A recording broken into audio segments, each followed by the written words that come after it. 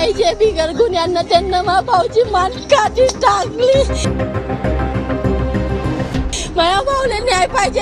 एक बी जण जर सुटलं तर आम्ही पुढे जनतेने काय देऊ। पोलीस स्टेशन मध्ये जीव देतो आम्ही सगळेजण।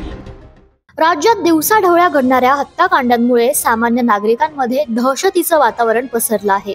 नुकताच जळगावमध्ये घडलेला एक थरारक प्रकार पुन्हा एकदा समाजाच्या असंवेदनशीलतेवर आणि गुन्हेगारी मानसिकतेवर प्रश्नचिन्ह उभा करतो।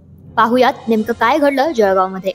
जळगाव शहरातील पिंपराळा हुडको भागात 26 वर्षीय तरुण मुकेश रमेश शिरसाट याचा त्याच्या सासरच्या लोकांनी निर्दयीपणे खून केला। कारण होतं 5 वर्षांपूर्वीचा प्रेमविवाह। पूजा नावाच्या मुलीशी पळून जाऊन लग्न करणे तिच्या कुटुंबियांना अजिबात मान्य नव्हतं। या विवाहानंतर दोन्ही कुटुंबांमध्ये सतत वाद सुरूच होते। 5 वर्षांच्या रागाचं हे बीज रविवारी थेट खुनात बदललं। मुकेश कामासाठी बाहेर पडला होता तेव्हा मुलीच्या कुटुंबियांनी त्याला घेरलं। कोयता आणि चॉपरने त्याच्यावर प्राणघातक हल्ला केला। गंभीर जखमी झालेला मुकेशचा जागीच मृत्यू झाला।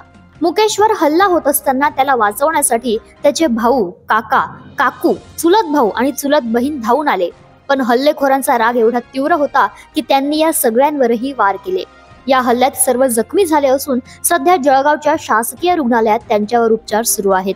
न्याय पाहिजे बिगर गुन्ह्यांना त्यांना मा भाऊची मान काठी टाकली। माझ्या भाऊला न्याय पाहिजे। एक बी जण जर सुटलं तर आम्ही पुढे जनतेने काय देऊ।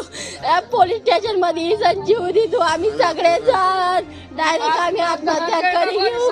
एकटा जहर खाऊ, एकटा राखेल टाकू। त्यांना फाशी बी व्हायला पाहिजे। त्यांना फाशी व्हायला पाहिजे। आमचा जीव पोलिस म्हणता तुमचा जीव गेल्यावर येता असे राहता का पोलीस? काय कामचे पोलीस असे राहता का पोलीस?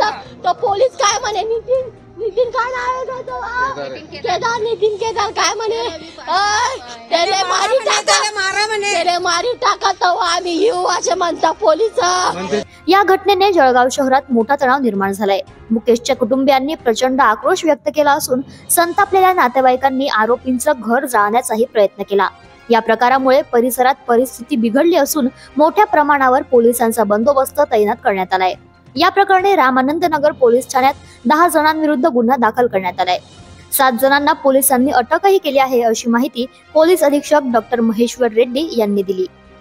अशाच वेगळ्या आणि ताज्या बातम्यांसाठी पाहत रहा झेप मराठी, आरसा महाराष्ट्राचा। संपादक प्राध्यापक अनिल चव्हाण, धुळे।